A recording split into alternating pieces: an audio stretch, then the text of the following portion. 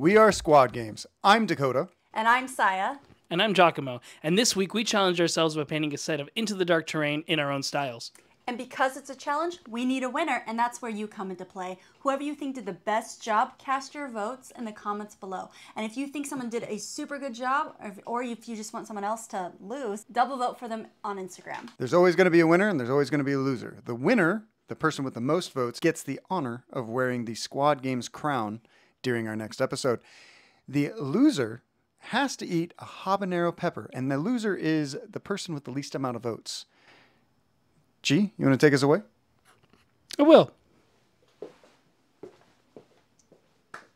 Where's he going?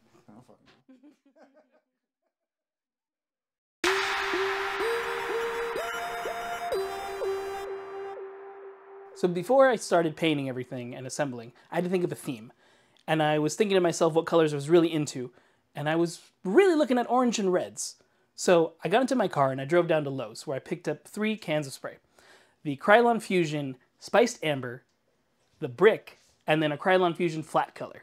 So I started by taking all my pieces after they've been sanded, setting them on the ground, and I sprayed the satin brick all over it.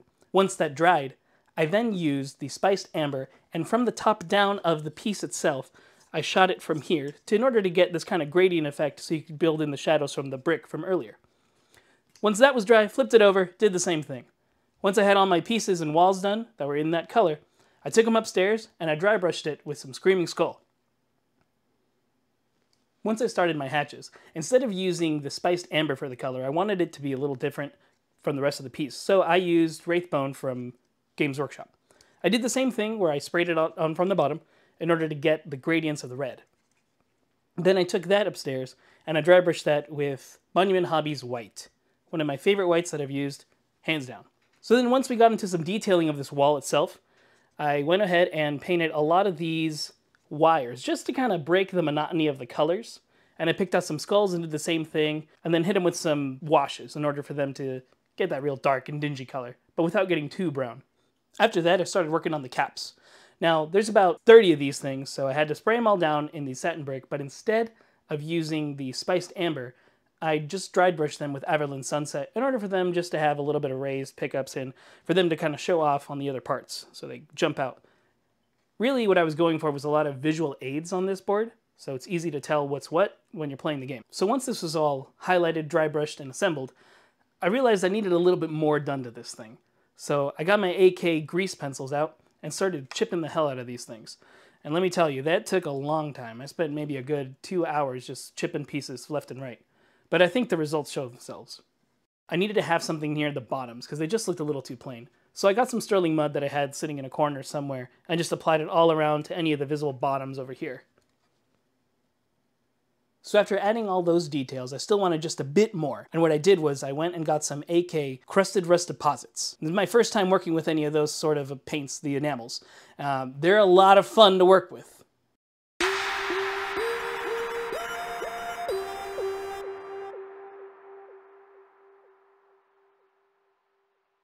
Squad Games is affiliated with the Frontline Gaming Network. If you guys want to help support the channel, please use our affiliate link to purchase any tickets going to FLG events like BAO, ASO, or LSO coming up soon, even LVO near in the future. If you just click on our link to buy any tickets to go to any of those events or to their secondhand shop, any terrain, any mats, it does help out Squad Games and you're helping us out make more content for you, and I appreciate each and every one of you.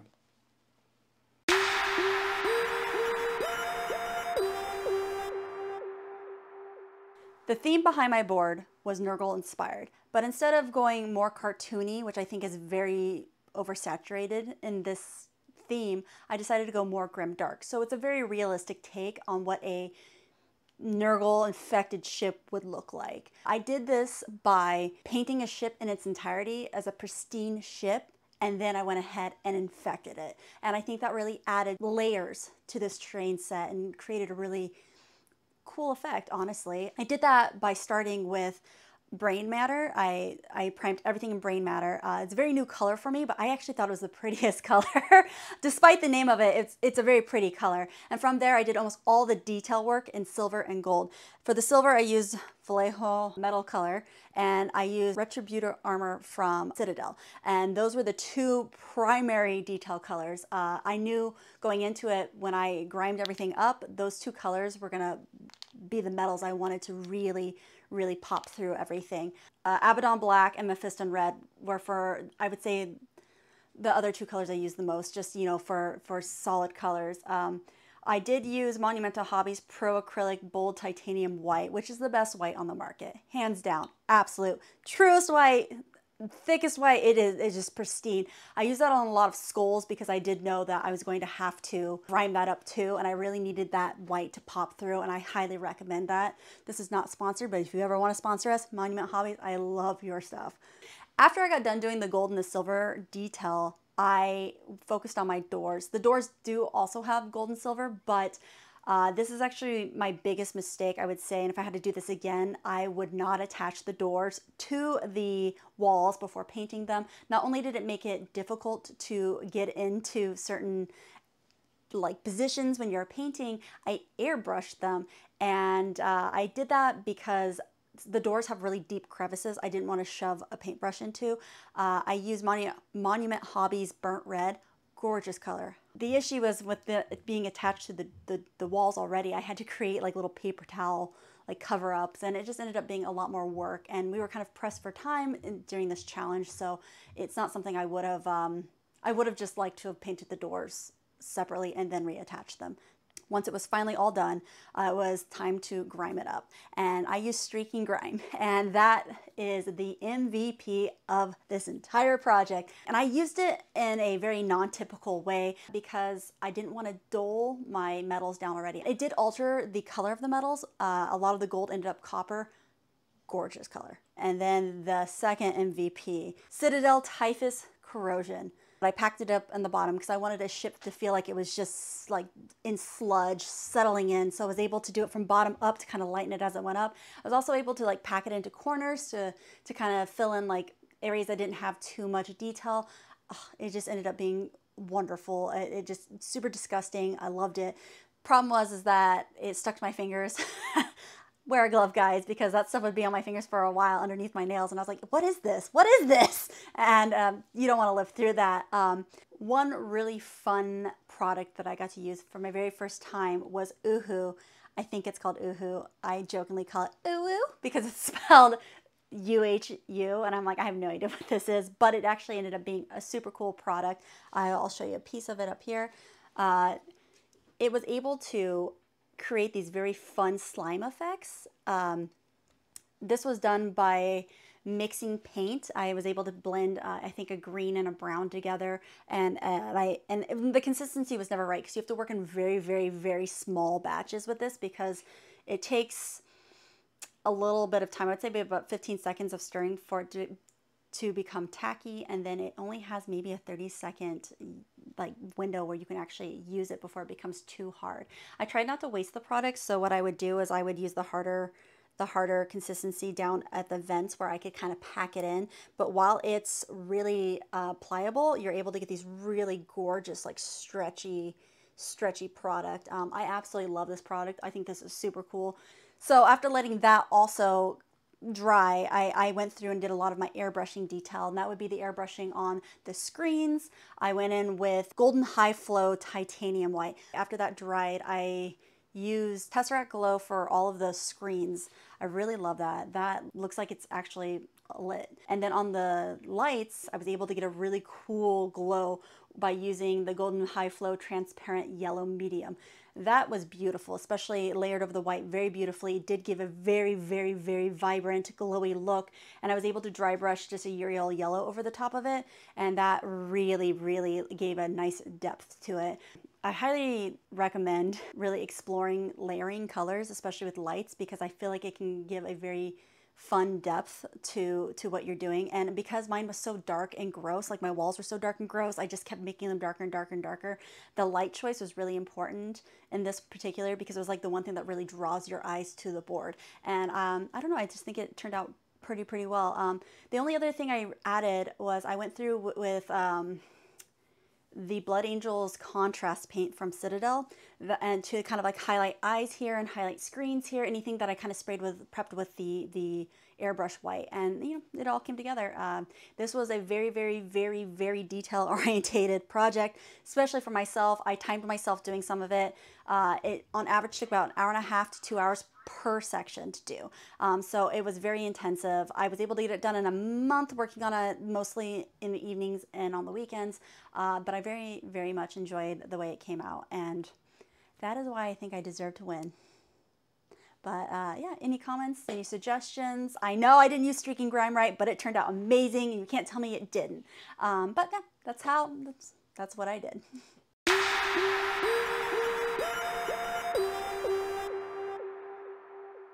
So for my theme, I decided to go with a completely different one than you see on camera. And that one turned out looking like Christmas. So you know, I'm colorblind, and I decided to go with colors that I could see quite well for this next one. And that would be a blue and a yellow. Now I used quite a lot of tools creating mine. And it was very fast, I should say. I completed my very first wall section in an hour, and I did the entirety of a boarding action in 3 hours. Essentially, how I started things off was I sanded everything, pain in the butt, it is what it is. Then I took a Krylon Red from my local hardware store, and I sprayed the entire bit with that iron red color. And I know it's going to be rust colored because it says iron red, right? So after that, I let it dry, and then I sprayed everything with Got to Be Glued hairspray. And then I took it over to the airbrush, and I airbrushed every single piece with golden high flow acrylic white. Now that white goes through through an airbrush beautifully. It's better than a primer. It never clogs the airbrush. The only problem is that sometimes it dries glossy. For me, that's not an issue. Once I did that, I let it dry. And then I used another golden paint, because I like golden paints going through an airbrush. And I'll tell you how to do this with normal paints as well. I then used the Golden Flow Phthalo Blue through an airbrush. It's a transparent color. Now I did that on everything. I left the doors off, obviously, right? Otherwise they turn green. I did that and I let it dry. Once everything was dry, I took a hard brush, not a toothbrush, but a hard brush, and I would chip at it with water. What that does is it takes a lot of the pieces of paint off. Unfortunately, I ran out of blue when I was doing everything. So then the hairspray dried for 2 weeks. And let me tell you, it's a lot harder to get off after it's dried for 2 weeks. When I started going through with the doors, I did something very normal in this community, where you would undercoat the shadows in a magenta or a pink. So I took another golden high flow acrylic paint, which would be the magenta color, and I did from underneath a reverse zenithal with that color. Once that color was put in on all of my doors, I then would flip it over and I'd dump out the airbrush and put in another golden high flow color, which would be a yellow. Now all of these colors could be replaced with Talisar blue. They could be replaced with a Magos purple contrast, and probably an Imperial Fist yellow or a yellow from Iandan yellow if you're doing a contrast. With the hairbrush, with the hairspray technique, I would not suggest using a brush. If you use a brush while you're applying the paint, you're going to probably be chipping off at the same time. And that's not what you want, because you want that undercolor to be there.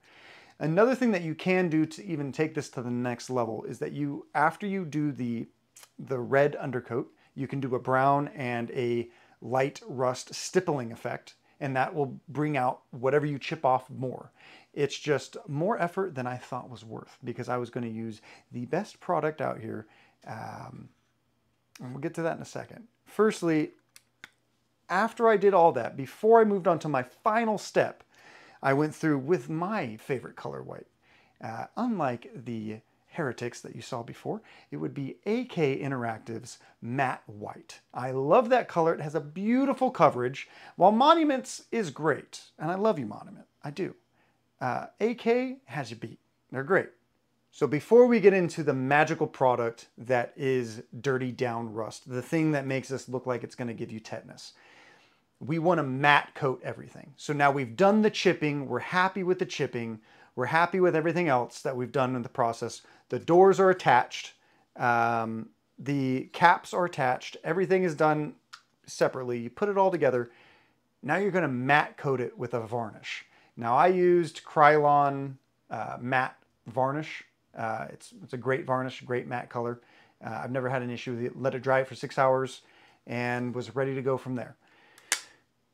Moving on to Dirty Down. You're going to want to put Dirty Down in a bowl, and then you're going to run hot water over the top of it for 4 or 5 minutes. What you do then is that you're going to take out the bottle. You're going to take a heat gun of some sort. When you heat it up, it's going to bloom into these rust forests. Now, with the top piece, you're probably going to put extra water to make the Dirty Down go deeper, down, more down if you want more of an aged effect that I was going for. I wanted this to look like a ship that's been out to sea for too long, or it's been corroded by years and years in the warp. So with that, it really just aged everything beautifully. It is just a magic in a bottle. And then you use a heat gun, you heat it all up while it's going. Now the best thing is it took me 1 hour to do one section. This little section, it took me an hour. To do the entire thing, I used a 2-inch chip brush. I would pour out some of the Dirty Down into a different bowl. I'd put the hot water on, slop it on, put on the other stuff. Bada bing, bada boom, I was done in 2 hours, right? Everything was dry. The one problem is you can't matte coat it again or matte varnish it again. If you do, all the rust is gonna go away. Or at least that's what I found. If you guys know of a different a different matte varnish that'll let me do that, please let me know in the comments, because I don't know of one yet.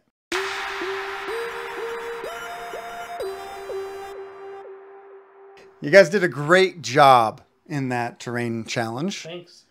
Yeah, I did the best, but that's actually, we don't know that, right? That's up to you guys to make sure you go down to the comment section and go to our Instagram and vote there. Remember, the person that gets the least amount of votes has to eat a habanero pepper, and that's what I'm most worried about because I'm bad with spice. I'm also colorblind. I'm actually very surprised that the same terrain came out so vastly different. It was really, really cool, and I think we actually all did a really good job. I mean, it's pretty obvious to me that one's better than the other, but... Thanks. I know mine won. No, I actually think this is going to be pretty hard because they're so vastly different, and they all show different skills, and I just think this is actually going to be pretty hard for people to vote on. So I'm very curious to see what you guys think. But I mean, we had a discussion before about the pros and cons of this particular terrain, and I think that we all kind of agreed that one of the worst aspects of it was the sanding. Oh, easily. I absolutely hated sanding this thing. It took me like a couple hours. How about you, Dakota? The first time I sanded it, it took me 2 hours. And then the next time I sanded it, I made a little jig.